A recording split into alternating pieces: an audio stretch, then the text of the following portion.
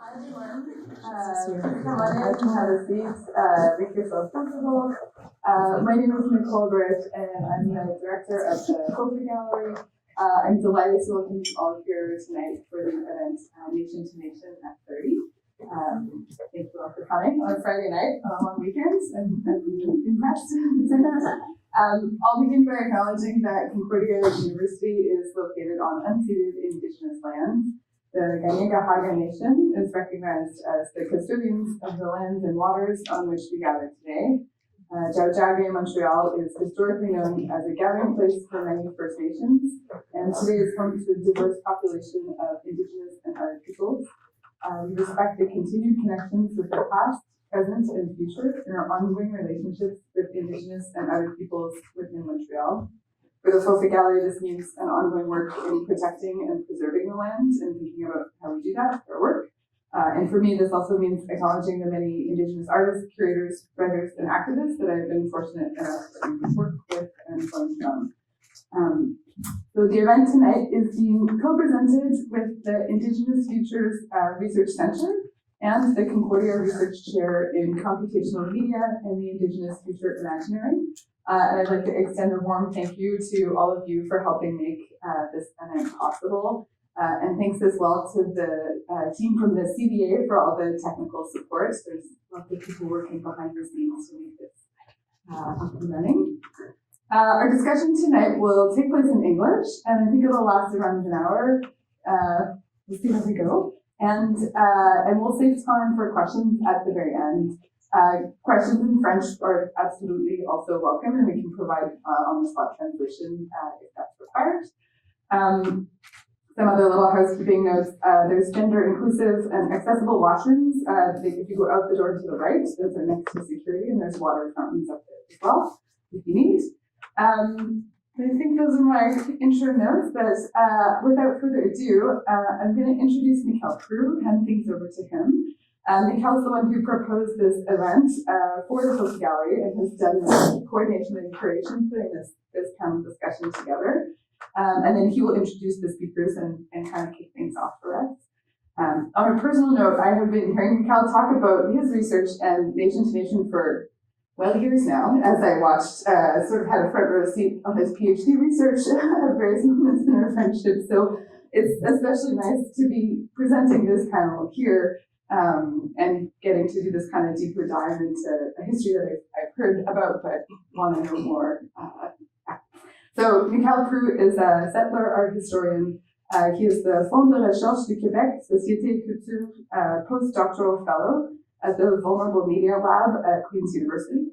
Michel has recently curated exhibitions, and presented research in Leonardo Journal, Performance Research, the Journal of Canadian Art History, the Sorbonne University, the New Museum of Contemporary Art in New York, and Fondation in Montreal. Please welcome Michel Proulx.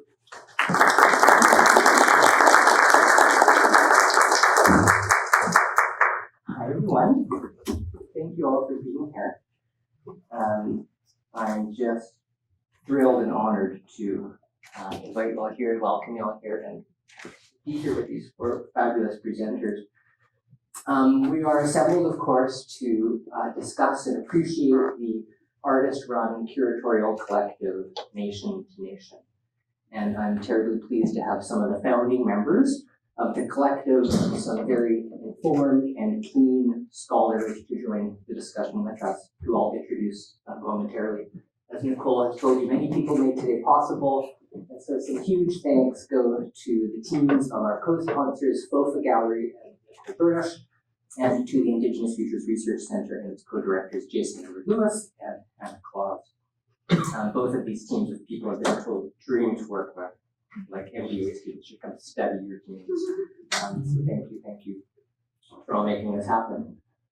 And it's marvelous that this is happening at Concordia for us Concordians, and I count myself among y'all, though I graduated last year, because the members of Nation to Nation were the OG Indigenous art crew here at Concordia.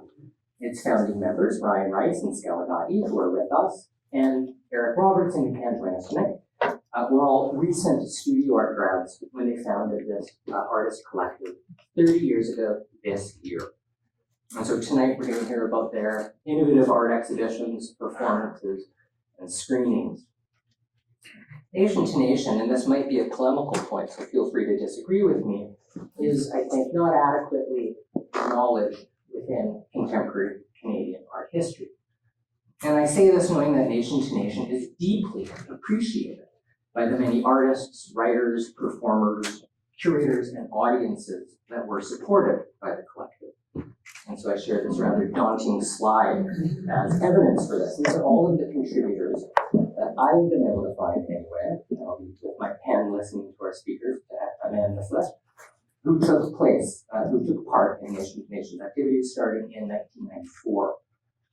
And what stands out to me is that not only did you guys work with highly influential and established artists, people like Shel Nero, Cathy, and Proulx, but you work with so many emerging creatives who have gone on to become hugely well recognized. And I'm looking at, among many others here, Laurie Blondeau, Cheryl Lorandel, Greg Hill, Archie Bachowis, Audrey Simpson, and the list goes on and on.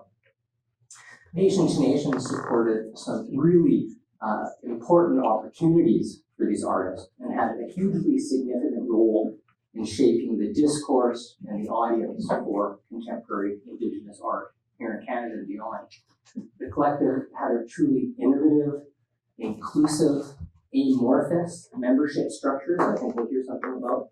And so it represents an incredibly novel curatorial methodology within the history of artisan culture. And so really warrants some further consideration today. So we are hugely fortunate to have this terrific panel to discuss this important history, comprised of 3 members of Nation to Nation, including 2 of its founders, and a brilliant scholar who knows about this history and will moderate our discussion. So allow me to introduce them very briefly, okay? Not in the order of how they're sitting. Skawennati is an artist who exhibits prolifically and internationally. She is a recipient of the Hewlett 50 Arts Commission, an Idle York Fellowship, and she holds an Honorary Doctorate from the Minneapolis College of Art and Design. Skawennati is also a founding member of Daphne, Montreal's Indigenous Artist-Run Center, and together with Jason Edward Lewis, she is co-director and co-founder of Aboriginal Territories and Cyberspace Research Creation Network in this very building, at least when the renovations are completed. And Ryan Rice, beside her, is a curator, a critic, and creative consultant, and together with Skawennati, he is a co-founder of Nation to Nation. Ryan has been working for over 3 decades supporting contemporary Indigenous art. He is a founding member of the Aboriginal Curatorial Collective, now the Indigenous Curatorial Collective, and is executive director and curator of Indigenous art at On-Site Gallery, Concordia University in Toronto. And Cathy Michif at the far end is also a founding member of the Indigenous Curatorial Collective, I think. She is a curator and writer and is associate professor of history of art at the University of Winnipeg. Cathy is also a co-curator of Radical Sketch, the landmark exhibition of beadwork, which is currently midway through its run, opening next month at the Beaverbrook in Fredericton. Yes. Yeah, and just came down at the National Gallery, right? And McGeough, moderating our panel tonight, Concordia's own Michel. She is assistant professor of art history here and has also held positions at UBC, OCAD, the Institute of American Indian Art, and the Wheelwright Museum of the Native American Indian in Santa Fe. Michelle is also on the board of directors at Daphne, and I'll add that she's also very beloved by her students here at Concordia. She knows this auditorium very well. So I'll leave things in her capable hands. You can all join me in welcoming.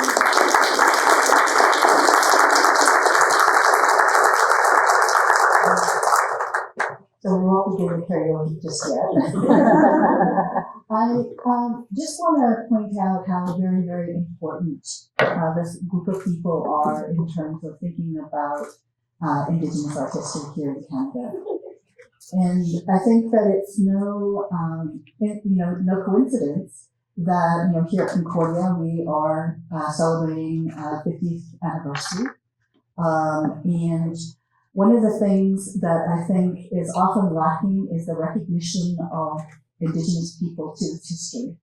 And so I am so happy to be a part of this panel as a small gesture in writing that absence, and also shedding some light on, a very important part of Indigenous art history that has yet to be written.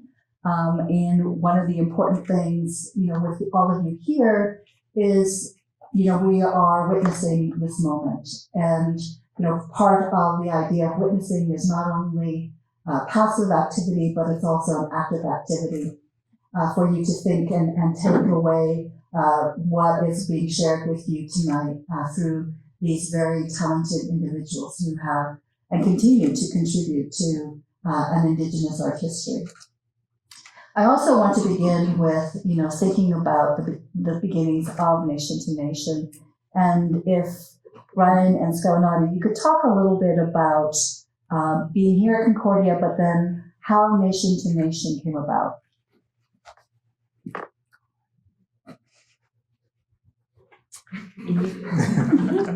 Where to start? 1993, both Skawennati and I graduated from Concordia with Eric Robertson as well, Arthur Renwick as well. There seemed to be a handful of artists, Indigenous artists, in different exposure or recognition within their practice. Eric was in Indigenous. I think Arthur was in Land Spirit Power. And Skawennati and I weren't.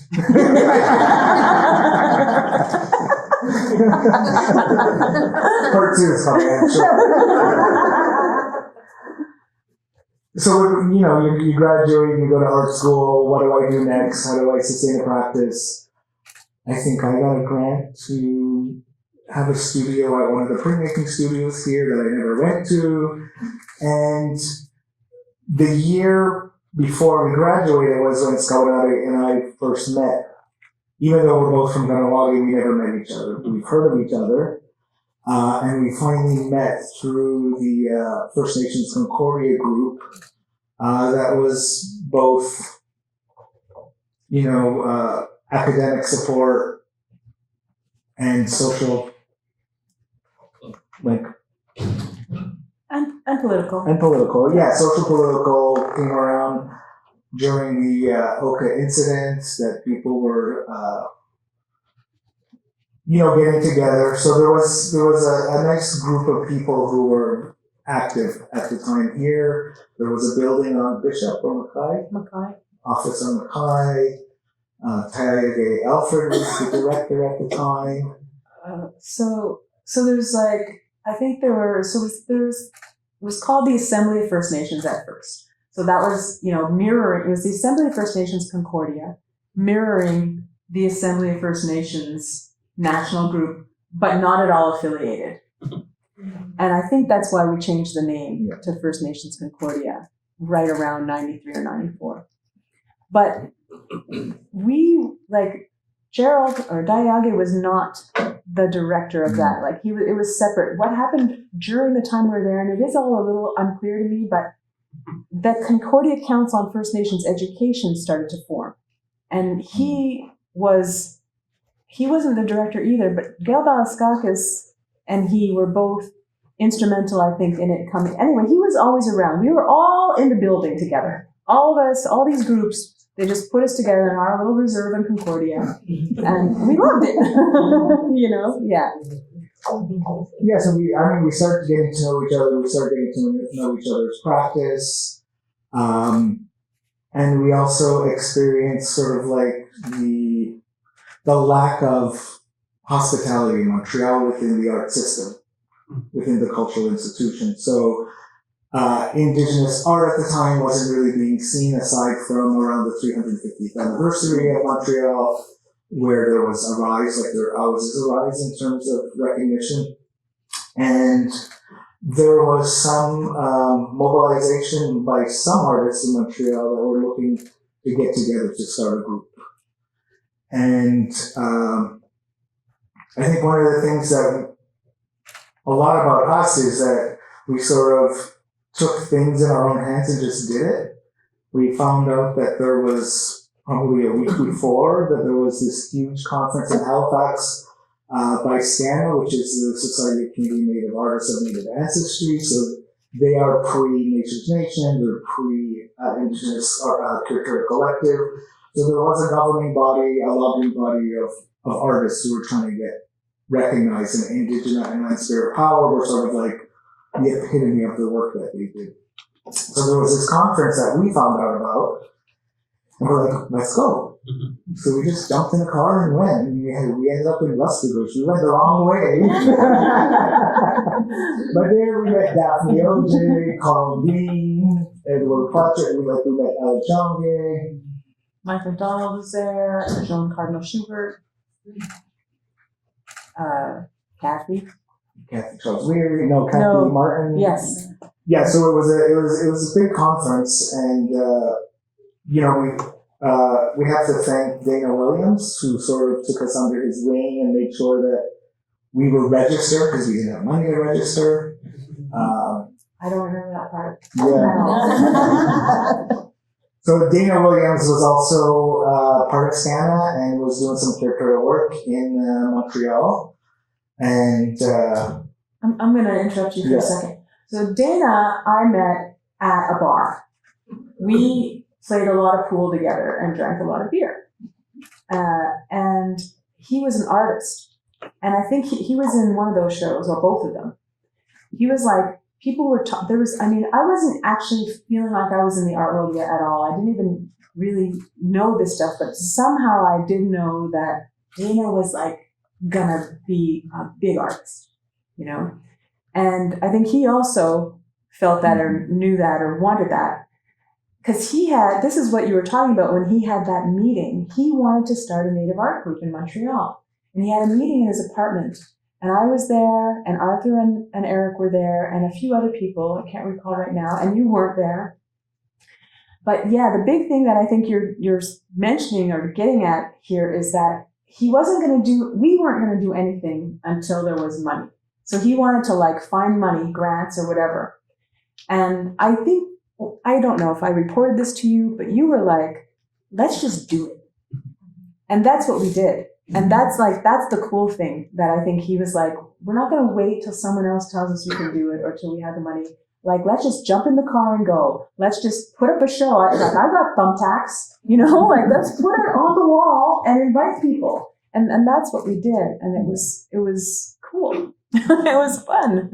Yeah, so Eric Robertson had a loft in Montreal, so he said, let's do something in the loft. So that was the beginning of sort of what Nation to Nation was going to become. And it was called the Celebration of Art. It was in September 30 years ago, 1994. And we had a roster of performers. We had artwork. We had food and people came out, and it was something like, the energy that was created was something that we haven't seen in other spaces. So we sat and talked about what is this thing? What can we do? And I think we came up with the idea that to sustain our practices, we need to show our work. To sustain our practices, we need to tell our story, and we need to show it to our communities. So the doors were closed in many other places, and we weren't getting those opportunities. So we said, let's do that ourselves. So these events that we started thinking about was the seed of Nation to Nation, and we thought about, let's do one event a month to create this sort of scene. And that's where we started, and then we start, getting more, not formal, but we were just like, what's the next event we're going to do? Right? But yeah. And I don't know what you mean by formal, because we made invitations for that very first event. We just found one. We had a nice meeting before this talk where we pulled all this stuff from our archives, and and I found that invitation for that event and a few others as well. And so and that event was just in case it wasn't clear, Eric had a girlfriend, Michel Thrush, kind of famous person now. She had written a play that she wanted to perform.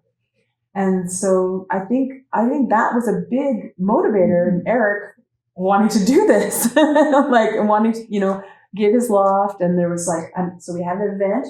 We all had artwork. We put it on the walls with the thumbtacks. And then I think it was Arthur who said we should have an open mic. And I guess maybe that's why, because we were like, why do we have a microphone? Why do we have a microphone at this event? And I think it was probably Arthur, got that. That would have been Arthur Renwick. Yeah. And I love to tell the story, and I just told it a couple hours ago. So, we didn't know it was going to be what it was. So we, put up the art, like I said, and Michelle was all ready to do her performance. But all these people showed up that we didn't know, and a whole bunch of them brought food. I can't remember. I know we wanted food, but I don't remember how we got the food. And you said Glenn and Matush brought the beaver. Yeah. And so there was real native food there, and all these people that we didn't know. And so Michelle had her performance, and that was wonderful. Oh, and I remember also who's going to be the MC. You gave me the mic. And I was like, I love this job. Sign me up. And then it was the open mic part. And people got up, and Arthur sang. We knew he would sing. He wanted to. But I remember this one gentleman, I had no idea who he was. And he says, he gestures to me. He's like, I'd like to say something. And I'm like, okay, you're going to be next. And so when he gets the mic, he gets up and he recites this poem. I don't remember it, but it was very long and it all rhymed. And it was amazing. Yeah, and it was a good night. And we, the three of us, I remember that moment. Actually, I just mentioned again. We looked at each other and we just nodded. And we were like, okay, yeah, we like this, and other people do too. And we're gonna do this. We're gonna do something like this again. I think it's important to kind of put this all into context, in terms of the time. So, 1992, there was a lot of Indigenous presence in the gallery space, and then as soon as that was over, it closed down again.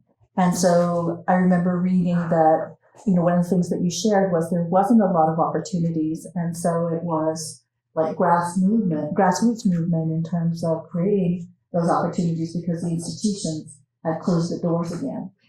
And in particular, that it was based on community and community involvement. And the fact that you had over 100 people show up, for that event. But you also did some programming around that, you were also showing film, you had, performance, you also had, of course, the singing, which becomes now is karaoke is a well-known thing within the community. And in many ways that you were in the forefront of that. And I'm just wondering if you could kind of talk a little bit about what it meant for you to kind of have those gatherings. I think the social element was important because that was the impetus to have it, to put up an event that would only last one night. So when you look at the art world, everyone only talks about that opening night, and then the exhibition goes on for 4 months, right? Everyone remembers that moment. So I think that became it's the event you focus on, you do the exhibition, the event is what brings everyone together.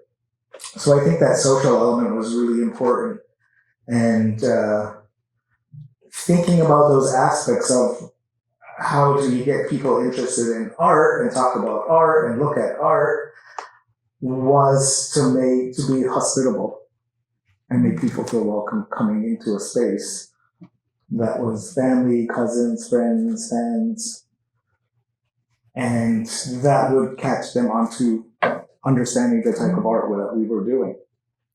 Yeah, I think you were more aware and interested in that than I was, to be honest. You were really always consciously thinking about what would be something that people would like to see. And I was very interested in just doing it. Like, so, you know, what you just said too about the social aspect, yeah, for sure, I love that. But like, I just want to say, you know, we were having these shows in our apartment, in our place where we live. So the first one was in Eric's apartment in this, in his loft. He had a true artist loft in Old Montreal. It was like the first time I'd ever been in one.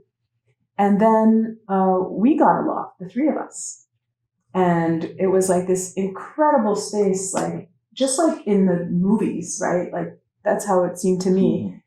It was 110 McGeough, and it was a whole floor of an old factory of some kind. And these two built walls to make us each have a little bedroom. It was giant. It was bigger than this room. It was very, very big.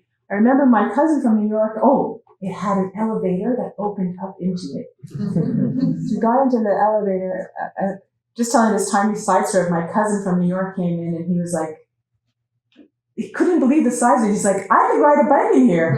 And he sees a bike and he rides it.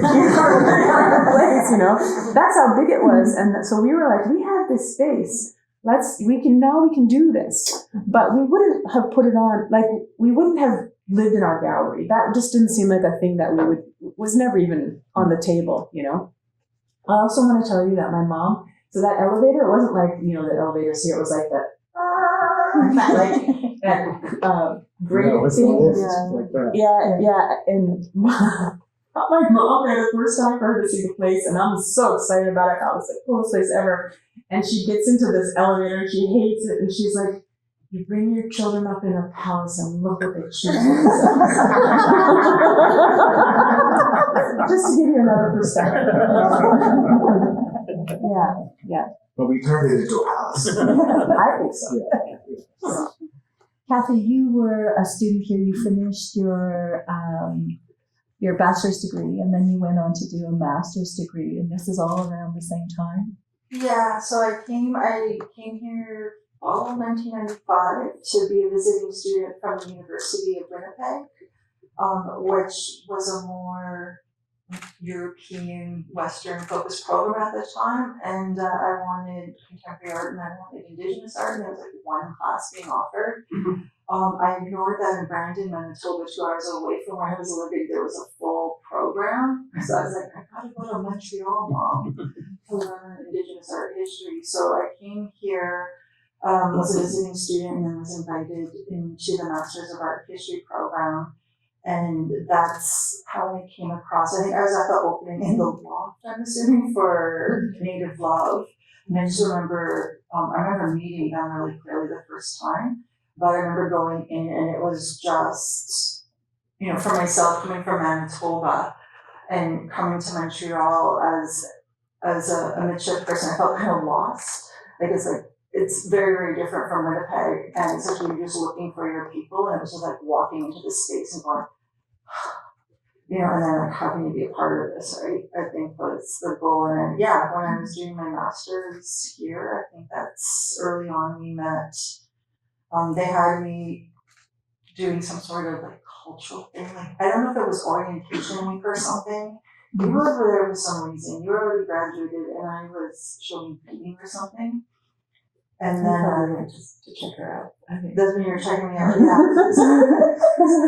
We were also desperate. Yeah, so you're desperate to find other people interested in contemporary art, or you know. And so I think that was it. But yeah, I think I was doing like moccasin making demonstration. I learned from an auntie when I was younger, and was just showing that. And then I think we met up. And then I know I went to the opening, and then we did a couple of things together. But yeah, for me, it was just finding people with the same interests, and seeing Indigenous people gathering together was a huge thing for me at that time, because that's what I left when I left the province, and to have that here, that I hadn't interested in art. So I usually gather with my family who, unless it was beads or moccasins, they weren't interested, but to have people interested in contemporary art. And then, this is a funny side story about moms. So I was taking a course, I can't remember, it was called Blasphemy in Art or something here in my undergrad, and because I was really bad with like my grade point average was like a 2.5, so I was a C plus going to grad school. But my grades got better here because I was more interested in what I was learning. But I would send home, if I got a good grade, I would send home that essay to my parents. And then I got an A on a Robert Mapplethorpe essay, and I sent it to my parents. I was so proud of the A. And then I went to visit at Christmas, and it was in the drawer by the kitchen table. I'm like, why is it there? And they're like, because we show it to people when they come over, like, look what Cathy's learning in Montreal. But yeah, they were home, and I think really opened me up. And one thing I want to say is, I think both of you, whatever your intentions, it seemed you're really focused on doing things in a really intergenerational way. And I think even though we're extremely close in age, I've benefited from that. Of just kind of like bringing me in and doing a call in. And I think that was really important for Nation to Nation, or just a call into people, you know. I'm just wondering too, like in terms of the importance of the title of the collective, Nation to Nation, and if you could, explain why it was titled Nation to Nation. So I mean, we take that from the Gaswanta, the Turo Wampum, and we were thinking about, there's the two of us from Kahnawà, but Eric was from the West Coast, and thinking about the other artists that we were going to interact with and bring into the collective to do projects with, was the relationship that we had to create nation to nation wise. And with First Nations Concordia, and we were using the term First Nations Concordia, I don't even think we had Aboriginal yet. No, we were only First Nations at the time. Yeah, it's only First Nations at that time. So I think that's, because we had to understand our communities and the relationships to each one. So it fit perfectly in terms of how we were going to create relationships with each other. And in the end, it allowed the collective to actually grow and expand and be fluid. And that's really, in terms of thinking about even the rhetoric and the talk at that time in the 1990s, the self-determination, thinking about sovereignty as looking forward in many ways in terms of these relationships. And even in the curatorial practice now, that we talk about, one of the most important things is relationality and relationships. And I think that that's something that the collective really honed in on in the beginning, in particular. And the fact that it was not just thinking about, your particular communities, but also different nations across Canada and also in the US. The one thing that I do want to kind of also highlight, or, to have you think about or talk about is, the fact that you're curating your own exhibitions, as a response of not getting, curatorial exhibitions in the, Canadian institutional spaces. And I'm wondering if you could talk about how important that was for you. I don't know versus time, because I want to say I never thought I was curating. That is not what I thought I was doing. I think that's how we never thought that. We were showing our own artwork amongst. We were all like, we would invite anyone. We're like, Lena, do you have something to show this time? You're new. You're an artist? Yeah. Do you have something to show? Like, it wasn't. We didn't feel it was curating at all. I remember when we did the Native Love show, and we showed up. The way I remember it, it's mixed up because I felt like I heard it at AKA. You were saying you heard it in Winnipeg, AKA Gallery in Saskatoon. But anyway, we came in and there was a poster and it said curators, Ryan Rice and Trisha Fragnito, and I was like, that's not what we are, So it was really weird. I ended up embracing the term for a while, and did do curatorial work and was happy to do it, but that's not what we thought we were doing. Yeah, I mean, we didn't even know what curatorial work was. That's true. We didn't know any curators. Did we know any curators?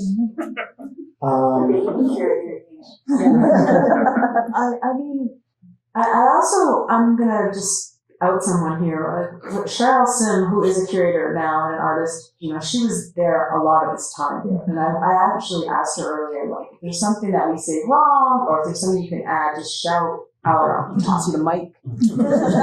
Yeah. So, I mean, did we know any curators? Did we even use that term? I feel like it was such a new term. Yeah, it was a very static. The dinosaur curator. Yeah, the yeah, ethnography yeah. curator.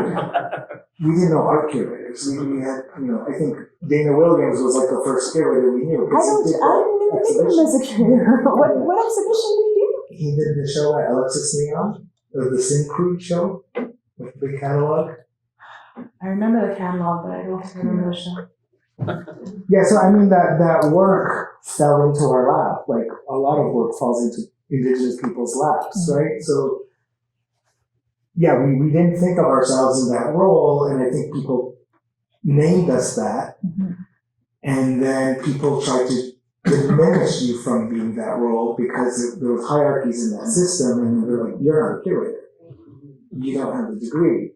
So it was like going through this back and forth, and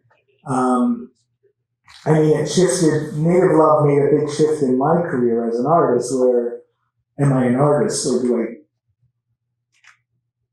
tag on to this curatorial work that was necessary to be done, because it was about managing and administration and outreach, and so that's where my career sort of shifted from an artist to thinking about curatorial practice. Right. Yeah. I was wondering if you could share a little bit about Nation to Nation and that particular exhibition, because I think that it defined a lot of exhibitions that followed afterwards. You're talking about Native Love. I'm sorry, yeah. Yeah, Native I Love. want I'm to hear sorry. how it defined the exhibitions that followed afterwards. I mean, we can talk about Native Love, but can we not forget that part, the question? Sure. Like, how, because you're like, Yeah. Well, do you want an answer? I don't want you to forget this. No. So Native Love was a very cool show. And it was, the boys had the idea, like Ryan and Eric were like, I just remember they were talking or something. I don't know. I remember entering the room and you were like, we have an idea for a show. It's going to be about love. And we're going to ask artists to pair up with writers. And they're going to write about love, and there's going to be a visual art aspect too. And a big part of it too, I remember when you said that part, it was like to grow our community. So like we would invite one person and they would invite another person, and that way we would have this bigger community.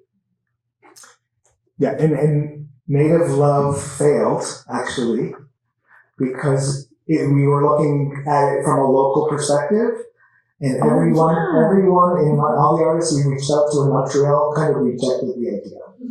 No one was interested in what we were proposing. Yeah. And one night,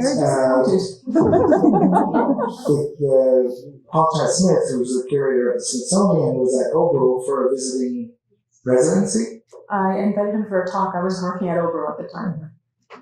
And he said, why don't you just expand it? Why are you doing it locally? Just go big. And that's what we did. We were kind of like really big. Like Native Love, the first one, ended up 38 artists on a budget of probably $25. So the loft you were in was not our loft. That was upstairs from our place. No. Downstairs. Yeah, no, our neighbor upstairs said we could use his office, which was another loft. And we go in there and we're like, how are we going to put the works up? It's like cement walls, And we see these bookshelves and we're like, what if we like just push the bookshelves next to each other and put like brown paper on the backs of the bookshelves, and that will become like the walls. And we bought lamps at Canadian Tire, which we returned of the exhibition, which was on for like 2 weeks, a month. It was like a long time for us. Yeah. It wasn't just a one night event. It ended up, we actually created an exhibition. And we should have brought those invitations. Yeah, we have a lot of ephemera that we just were looking at earlier, and So when we went big, we started reaching out to people that we didn't know. So Shelley Nero, we reached out, cold invitation. Again, no money, so we didn't use our phone. There was no internet. We were using typewriters. We were using fax machines at work where we both worked. Everything was typed. We were designing layout. We put all the, so we did everything very DIY. And we sent self-addressed stamped postcards to artists with a letter saying, we're working on this exhibition, Native Love. Are you interested in participating? This is the premise of the exhibition. We will make sure you're in the exhibition and get your work back. You get your work to us. If you're interested, fill out the postcard. And the postcard, we're just looking at, hi, my name is Shelley Nero. She checks off, yes, I'm interested. Send me more information. So we have all these postcards from artists who sent it back to us and said they were interested. And half of them we never spoke to because we just didn't have money to make long distance phone calls. They just sent their art. They just sent their art. Send us the art. So I remember, so Marianne, Michael Belmore, Florine Belmore, and Marianne Barkhouse, they sent us art with I have to gesticulate, with instructions of, how it has to be, it was just all drawn in sketches of instructions. Yeah. Yeah. So we 37 artists, half who we didn't have personal relationships, but ended up having strong relationships with a lot of these people afterwards, and built that. And then the thing that happened with people heard about it and reached out to us. Yeah. That's when it started to be successful. It was successful that night. That opening was amazing. Same kind of feels of who are all these people? How did the building? Yes, it was the Nordalek building. Yeah. It's one of those buildings that's the size of a city block. And we had to put signs. I 5 or 6 signs before you got to the place. You have to walk and walk to get into this office. And again, just people showed up. People showed up, people came, people heard about it, people reached out to us and said, would you tour the exhibition? So then we had to become the arts administrators and reach out to each artist and say, can we tour your work? Yeah. So we were managing 30 artists at the time, and then every place it went added community members to the roster of artists. So the show just kept getting bigger, right? It just kept, and then because we didn't go through the funding system or the granting system, there were still a lot of things we didn't know about the art world. And I think AKA or Art Space in Peterborough was the first one to offer an artist fee. Or what's an artist fee? You can get paid for showing your work.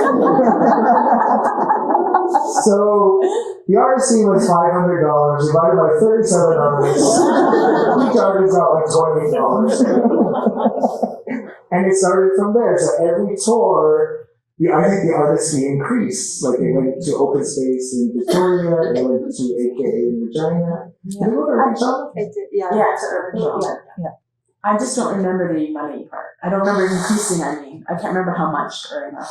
It increased because it kept growing. We kept getting more artists, or the funds we were offering got lower probably. Because the more artists came on, the lower an artist fee became. And I think we did ask people if they would donate back to us for stamps, photocopies, all the things that typewriter ribbon. Well, this is something that you were doing besides, this is something you were doing on the side, in terms of, because you had other jobs. Yeah. And you were doing this, and it was all of it was coming out of your own pocket. Yes. But I did want to say though, because I was recently, last weekend when I was in Ottawa, and we had an opportunity to talk to Leanne Martin, and Leanne Martin talked about how Nation to Nation, and in particular Native Love, was the impetus for what would become Exposed, the aesthetic of Aboriginal erotic art. And I just want to, make sure that, for the record, that, the recognition is there in terms of how important that exhibition was in that regard. And yeah, I mean, the other thing is we were artists in the project, so our artwork were in these exhibitions. We weren't curators per se. Right. We were artists first and foremost in all the exhibitions that we did. And like the true idea of what a collective could be or should be was we were part of it. We were participating in it. And I think that's why it was so important to bring you on board, because we knew you were going to be the one to write about it. I was at that strategic part. I was like, she's so cute. She wants to be with us. Yeah, well, I think for myself too, just where, so I joined, like, I was like 22 or 23 years old when I started to get to hang out with these folks. And I wasn't really familiar with, I knew I wanted to be a curator, but I didn't really know what one was either. Like, it was a bizarre thing. So in my mind, they were curating. So my first introduction to curating is everything they just described, which I think really has affected how I curate, like just from the start. Because I wasn't interning at the Musée du Beaux-Arts or anything. I was working with these folks. So to me, they were doing it. They were just also artists all at the same time, and you could be all of that. But can I just say quickly, as an art history nerd, why it's really important is because it came post 1992 after Land Spirit Power and Indigenous, where one of the biggest concerns was that there would be a complete lull, and you provided the remedy. I think it instigated other artisanal centers across Canada. I think that artists curating or working together as a collective has been a very long time in what's now known as Canada that had happened in such an effective way. So I think it was really important in that way. And then there were folks like myself who this was what we understood to be curating, right?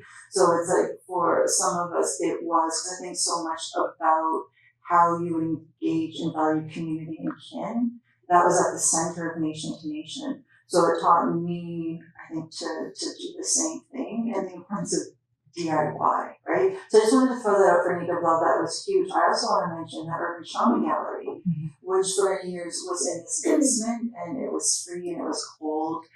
We got funding to move out to street level, and the first exhibition that we organized was called Slut and Tickle, and it was definitely inspired by Native Love, but not focusing on love and all it encompasses. We were looking at the sex love, and I think Exposed happened shortly before that.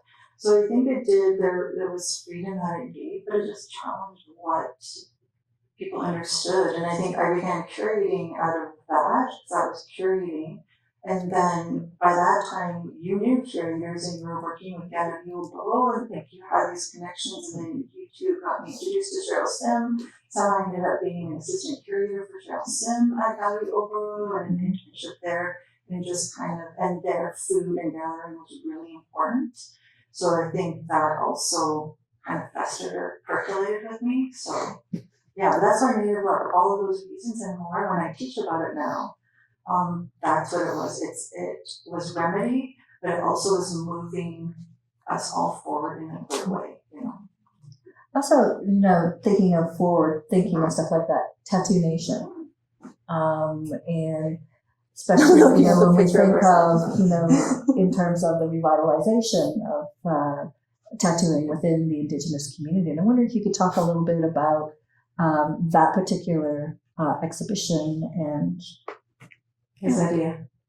I mean, I think it became like a formula for us to reach out to artists and to get them to participate. Cathy's interest in tattoos was also critical to developing this.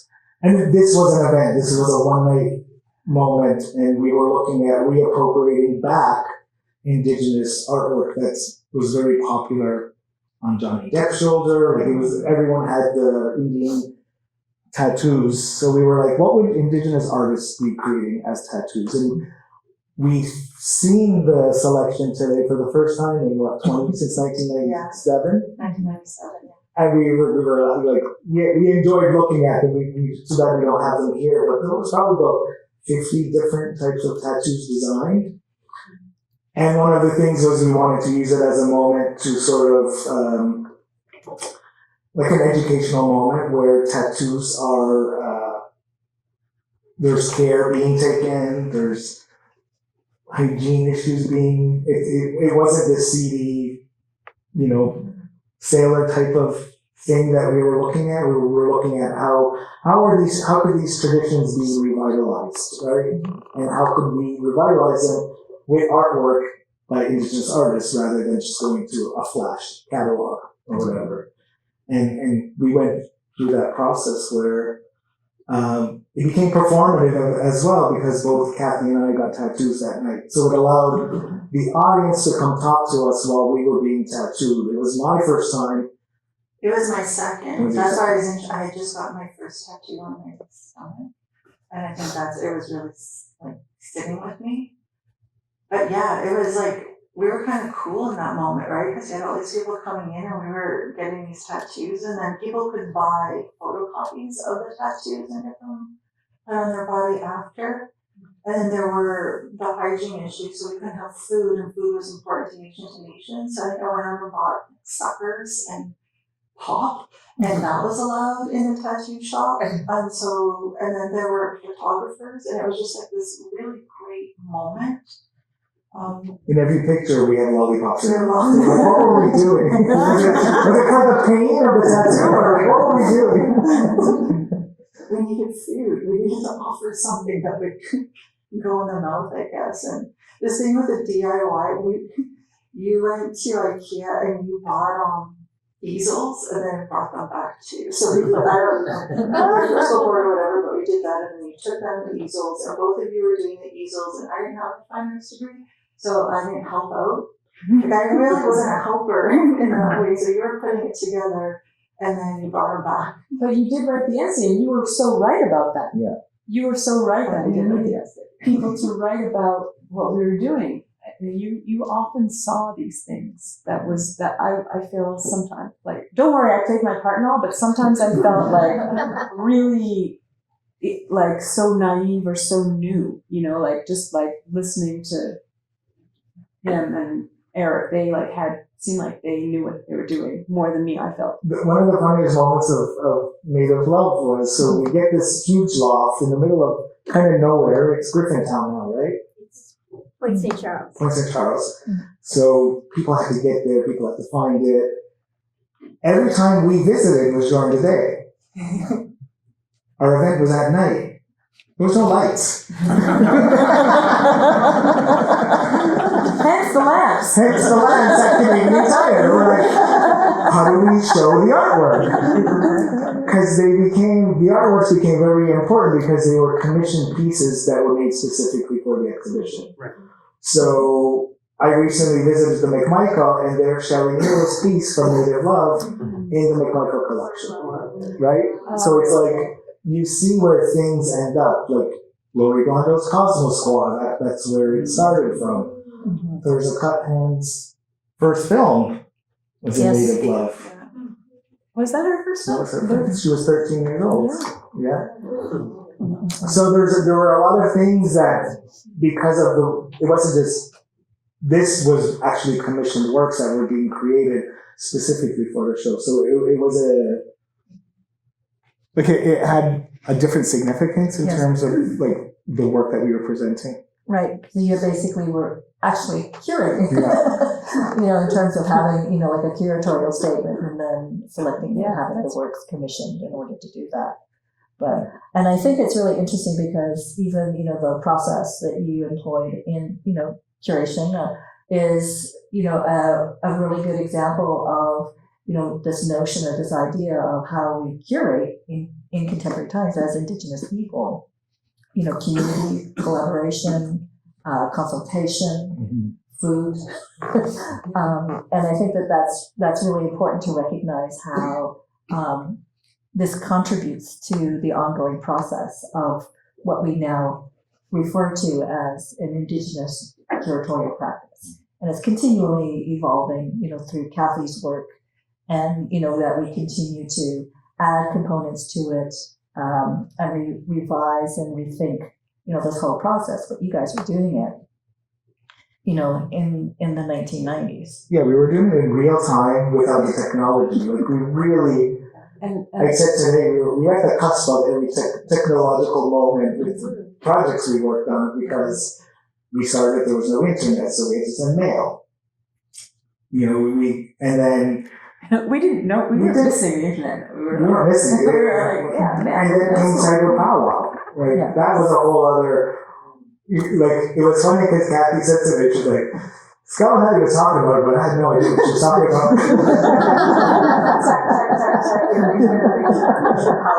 She would come back from over and talk about Star Trek and this and that, and we were like, oh yeah, sure, let's do that.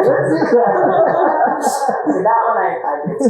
I think that's really important too, because it's like at the beginning of that whole realm of the cyber world, and how you had a pulse on that, from the very beginning. Like in terms of, you talked a little bit earlier about going to Banff and learning how to do websites HTML. with HTML, which if any of you are old enough to remember how much fun that was.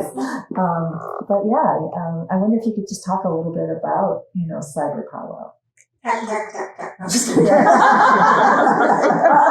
I want to say that, one thing I think we all really thought a lot about or practiced, and I don't know, we just talked about stereotypes a lot. We just talked about not wanting to be stereotypes. And Native love is like so full of not stereotypical work. Like, and that, I keep thinking about the trio. So like even the fact that Michel, Florine, and Marianne were a trio was like, so we asked them to just be, we asked people to be couples and they decided to be a trio. And then their thing was like very sexual, their piece, and it was about like, what was it called again? Was it Menage a Trois? I mean, it was something. Lick. Oh yeah. Lick. Something. There's 3 words. Lick something. Yeah, it was very titillating.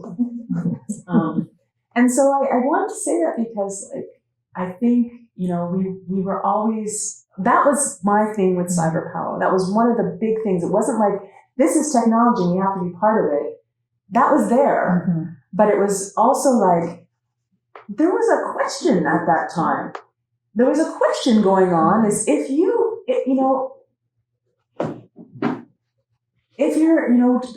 how can I say it? I can't remember how to say it, but it's sort of like,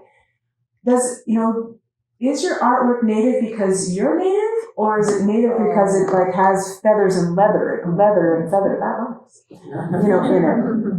And like I was just so staunchly in the like, it's native because I'm native, and whatever I touch is gonna be native, And so that was a big important thing that I wanted to like, I want to create this. I really wanted people. What I thought was happening at Cyber Power when it first started was it was a way for us to talk to all those people we had been creating a network with. I was like, finally, we can be talking to each other in real time. Because remember, bell phone calls were very expensive and we couldn't talk to people like that. And this was, you could be like a party line. You could be all in the space talking to one another. So actually the first Cyber Powwow, we didn't make a palace. We met in the main palace. So for those of you who don't know, the palace was this cutting edge technology in 1996 called visual chat software. And so you could show up with this thing called an avatar and, be with other avatars talking in this little window that was made to look like a room. And the palace was a company. And, they made these rooms that look like inside of a palace. So, we could meet in a room with like overstuffed leather chairs, And so I was like, what we did is we made a website about Cyber Powwow. Did we make this? Anyway, there was a Cyber Powwow website and there was a Nation website. Maybe they were made at the same time, maybe not. I don't remember. We put the artwork of the 3 people, you, Bradley LaRock, and Marianne and Melanie Print Up on the webpage. And then we were to meet in the palace to discuss it. And then we immediately got, what's the word, Jason? Not hacked and not trolled, but like we were, anyway, somebody made a script that made your avatars freeze. Oh, you were? And we couldn't talk to each other. We couldn't do the thing we were there for. And I was so mad. And I was like, that's it. We need our own palace. And so, you know, then at that time, I was very much always on the palace, always talking to people all over the palace and, you know, reading all the manuals and reading all the whatever they were putting out. And it was like, make your own palace on your own, turn your computer into a server and make a palace. So I knew we could make our own palace. So that's what we did next.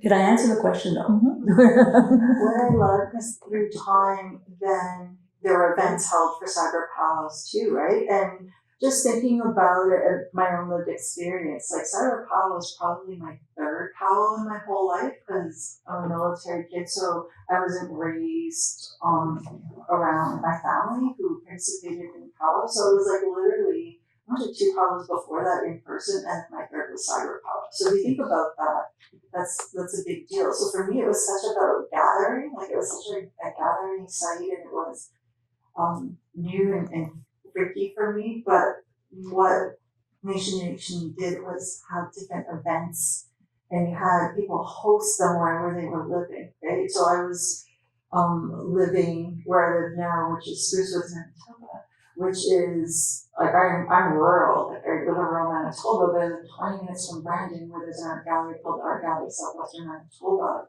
So we hosted, or she told me, she called me up and told me I had to do this, and it was really important. So like they hosted an internet cafe, which I don't know if they have this anymore.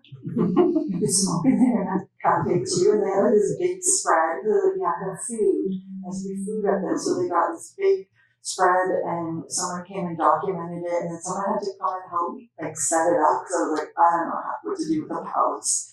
So someone came and set it up. And when I think about that now, so I just moved to that area, and it was like when you move from the city to like Nowheresville, Manitoba, it doesn't feel great, but that really, the intention to have cyber powwow happen in all sorts of places, I think really was nourishment at that time, because it was contemporary. It was like my peeps bringing me to like Brandon, Manitoba, and I got to gather, and it kind of made the place a little bit better at that moment for me, which is now my home and I love it and don't leave, but at that time it was a little rough. So just kind of bringing that into that space. No one in Brandon wanted to talk about art, or they weren't engaging with the art. It was just like joking around and teasing with people, because it was new, right? For so many of us. I think the first cyber powwow was sort of like probably like when they invented the light bulb and they turned it on. We were like sitting there, we're like, oh my god, we're talking to people in vagina. And nobody knew what to say. Like, you're all shy behind your avatar. And then there was a good mass of people in the chat room. And then someone said, everybody dance. So everyone's avatar just went. It was like, it works! But as an artist in the first one, I had no idea what I was doing. Like I didn't work within like technology. So I created everything analog. So it was based on a painting that used colored Xerox photocopies. So he paints this painting, and it's this big, right? So we're like, okay, how do we get this into the house? So like, we're like, can we scan it? Too big. Okay, let's take a picture of it, scan the photograph, and then upload the photograph to the website, not the palace that time. Yeah. Yeah, it was supposed to be a screensaver. So I created like a still for a screensaver. The screensavers were so cool. But it was static. It was a painting. And we created a grid of all the images that we ended up putting in the gallery. Yeah. So we ended up it was a mixed reality event before we knew that term. I remember actually, not that long ago, downloading the palace, getting, and actually kind of going through, Cyber Powwow, one of the first, and just like thinking of the technology and how far we've come, in terms of that technology. And I can all through my mind as you're talking, I'm hearing the dial-up Yeah. You know, in terms of what that technology was at that particular time.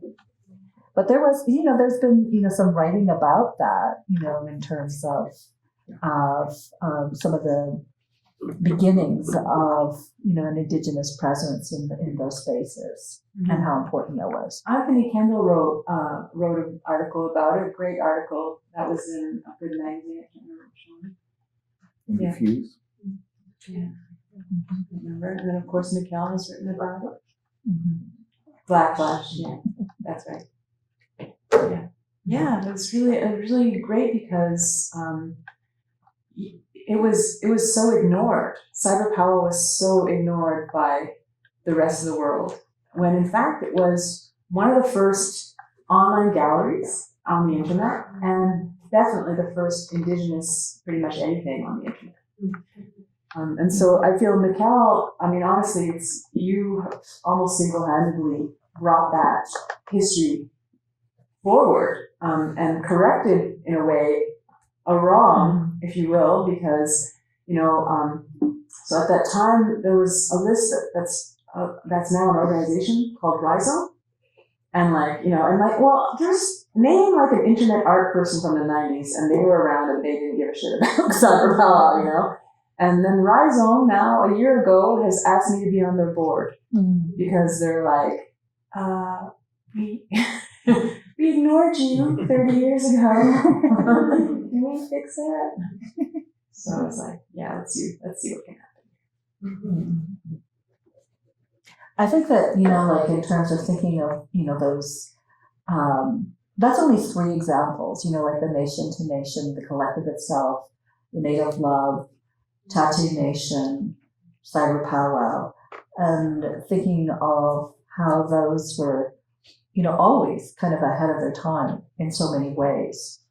And just in terms of, I'm thinking of the people that, these individuals that we have here, and how, what an important role that they played in so much of, the development of a Canadian Indigenous art history, and in particular thinking about how it kind of began here, and just the critical mass in terms of what has then come from Concordia University, and also the community as well in that regard. But I'm just wondering if it's time to think about opening up the floor for questions from the audience.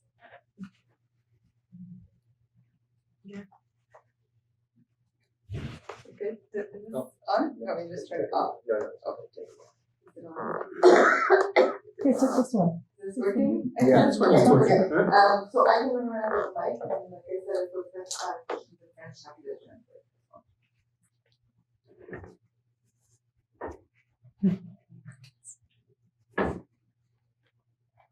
Oh, I see it. All right, exercise.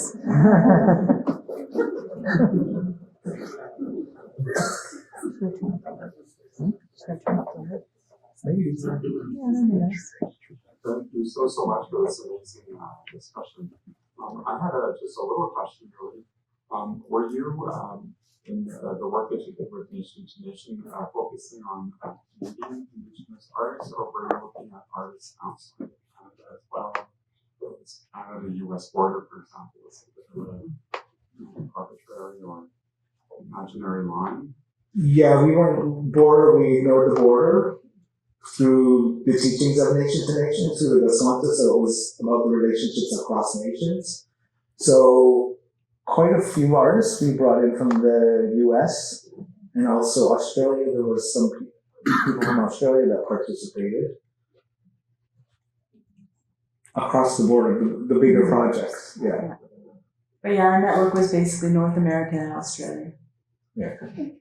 Great.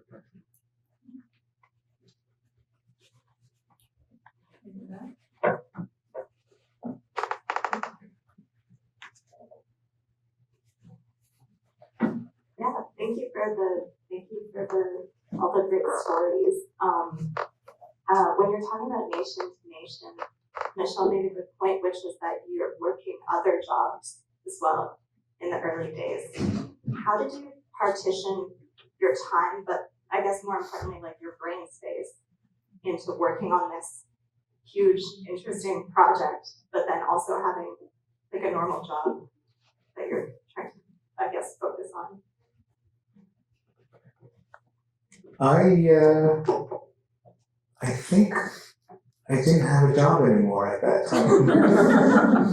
Yeah, when Nation to Nation started, I no longer had employment. Because I used to work in a high school in Kahnawà. But I guess, the idea was like, how do we sustain an art practice, right? So that was the driving force of how do you maintain your art practice outside of art school? And like, I think I've competed in, like, the image you've seen on the magazine of Concordia was actually commissioned for a national, I think it was Decade of Women. Yeah. That didn't get used. So I won this so I was like pursuing my practice, and Nation to Nation fell into place, and we started working on that. And I think you were the only one who was working. Yeah, and I was looking for work. And probably the year after Nation to Nation started, I ended up in a museum in upstate New York. So we were collaborating, and we finally got emails, I think in 1995, 1996, was my first Yahoo experience. Yeah, I've never been very good at petitioning. So it's always been, so yeah, that first year when we did all those events, we were living together. I was going to work at Proulx in the day, coming at night. We're just eating, drinking too, playing pool, walking, talking art, nation to nation, talking about this stuff like all the time. And they just, we were all idea factories, but the cool thing was like we followed through and we did them. And also that we just got it. From this group, we just were like, we're just going to do whatever we can, like meaning, going back to what I said earlier about not waiting to get a grant first. We did do that with Cyber Power eventually. I don't think we wrote it, and we did write a grant for our publication that we forgot about, a Native Love publication. Which was rejected. That was rejected. Therefore, there's no publication. That was a little too expensive for us. That was $6,000 we asked for. That would have been a lot for us.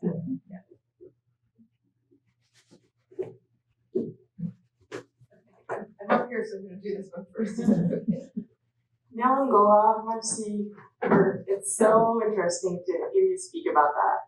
I got a question. Like, please, it might not be relevant, Cathy. I have read you write about Indigenous literal curation, and it's really beautiful, really inspiring, very powerful. Even it's like I'm outside of that, but like it's very, very inspirational. And I was wondering if that kind of like contact with curation, with what you described, was like, do you feel there's a link? Do you feel that's? I was just curious to hear about that, if ever it's relevant. No, thank you for that. And yeah, I think because, as I said before, like my start for curation was nation to nation. So I think those, these two, they had this instinct with them, that was really influential, if that makes sense. I think that the way that they, and I mean the words used, like the call in, right? The way that they called so many people in and met folks where they were. So even though they didn't prioritize curators, I was this young wannabe curator. So then that became important, I guess, right? So I think just being responsive and open-ended, I think for myself, that being the start of my engagement with curation, I think it definitely just, it's embedded in me from nation to nation. So I think, yeah, it absolutely did. And then there's also the cultural component of Washington and Washington. And for those Indigenous littoral artists, curation stories have identified process-based, community-activated that's embedded with Indigenous knowledge systems. I tried to come up with an understanding or what that framework would be. So certainly them being my start, definitely. Yeah, that led to that. Thank you.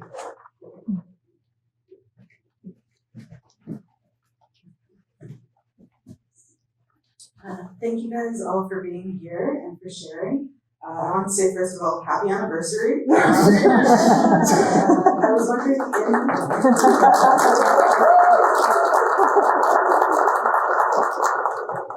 in the 30 years since this has all happened and taken place, I was wondering if, looking back, you would do anything differently, or if there was anything that y'all did that you said, this is exactly how we wanted to do it. And if you had any advice for other, Indigenous curators and people who want to get started in these fields. I don't think I would do anything different. I think it was a trajectory that just moved on its own, and for me, it really shifted what I was, am I an artist, am I a curator? I eventually dropped the artist from my bio probably 8 years ago, because I'm like, I'm not an artist anymore. let's get real. But yeah, it allowed me to be able to understand process practice through art making and apply that to curatorial practice.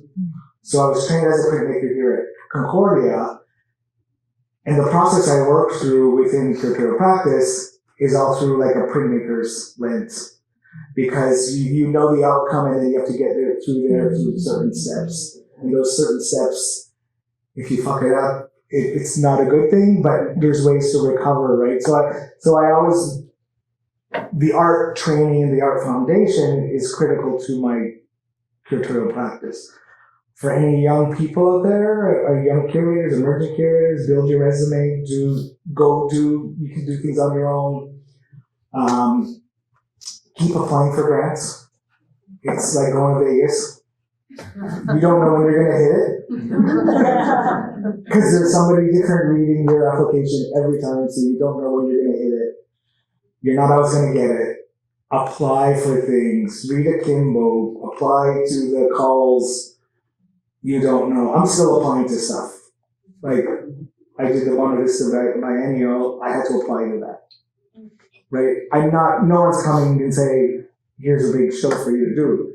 I'm still applying for things. So I think that you have to insert yourself within your practice, even as an artist, right? I think you have to go, if you can't wait for somebody to come to your door, I think you have the opportunity to go do it. And the tools we have nowadays are so at our fingertips, are a lot more rich in terms of promoting yourself, getting your work out, having a blog. Like, what happened to blogs? Nobody does blogs anymore. They're podcasts now. Oh, the podcasts. And Instagram. Oh yeah, I agree with so much of what Ryan is saying. To add to that, I would say, do your projects, do the work.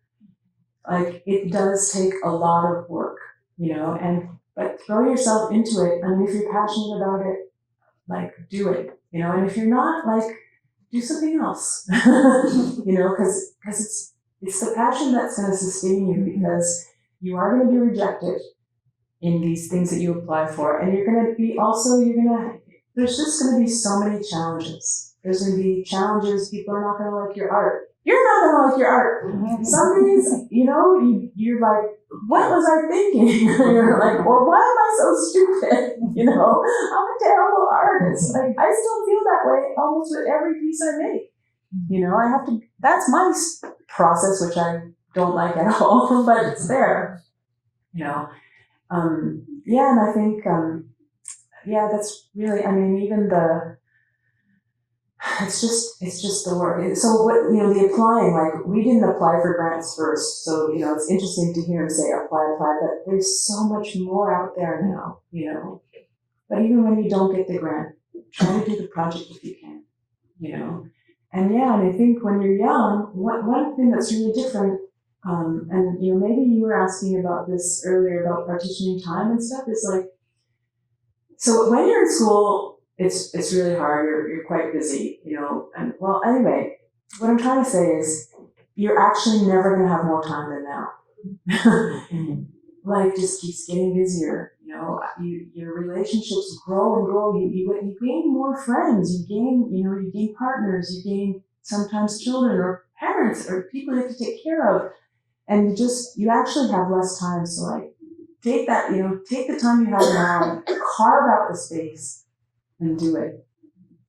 I say for those who are into curating, for myself, like curate with artists, right? I think that really embedded, because curators, Indigenous curators, often the path is internships at museums or galleries, and it's very, very Western. And when I went into my first gallery as a curator and resident, the way I operated was definitely grounded in immersing myself in the collective and working with artists who were doing what they were doing, right? And I think that made a huge difference. And if there's ideas swimming of a collective or a pop-up show or something like that, just like try to do it. I think it's important. I think we all did the pop-up thing early on. My first one, I did do one here called Welcome to Our History, or some sort of show. You two were actually in it. And because you huge your infatuation and other situations, you did everything. I showed up with no tools and didn't know how to hang anything up. So I'm like, here, I had to do it because I was like, thank you, that's right.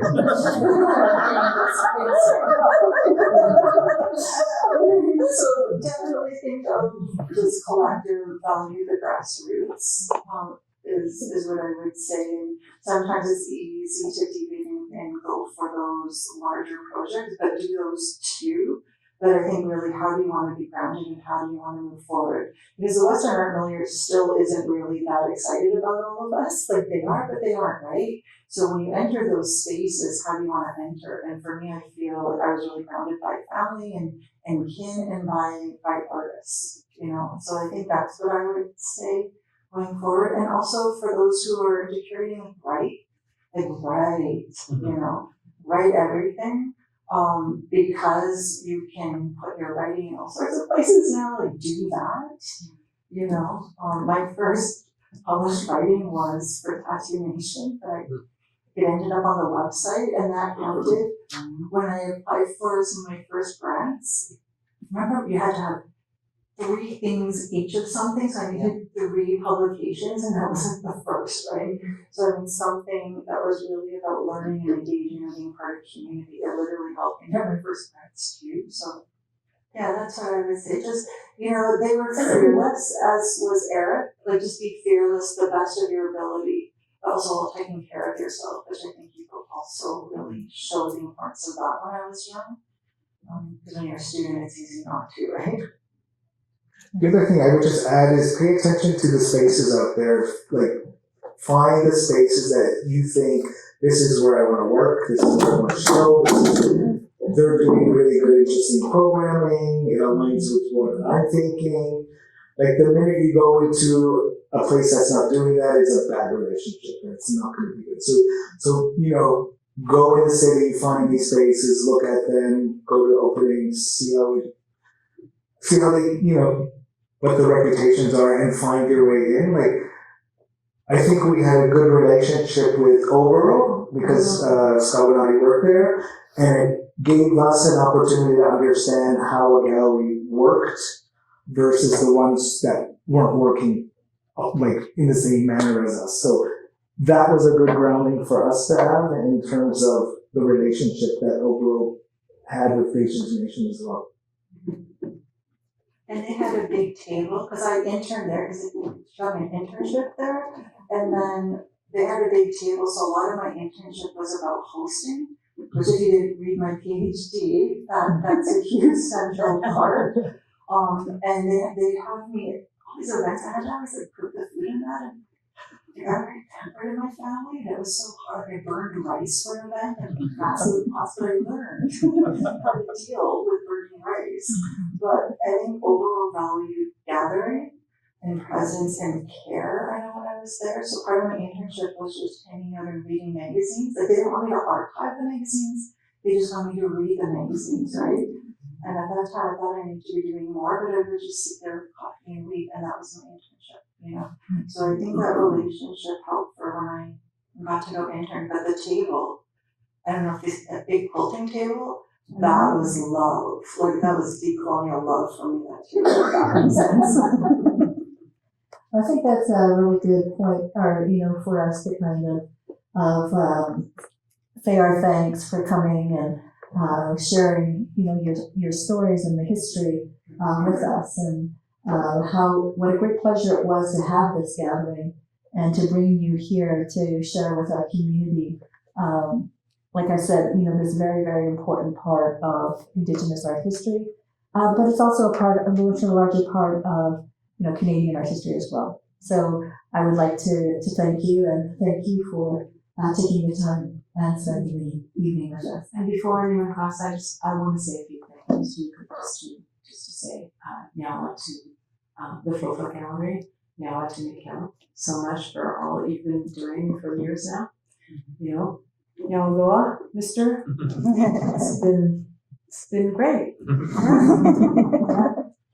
Michel, I really love the care and the interest you've taken in all of this too. It's so wonderful, and so Kanien'kehá for that. Thanks for making the trip out here. It was so great. The IFRC with my partner, Jason Edward Lewis, who has supported everything that he could support, even from, you know, going backwards, like from the time we met in 1999, he supported stuff going backwards, and so I really appreciate that. And I also just want to say to Hans and Jerwin and Milo, Kanien'kehá, for all that you did to make this event and this wonderful tingy here. I love it. Okay, I hope I have it understanding, but I really wanted to take a second, so Kanien'kehá for giving me the time to do that. Now we can clap.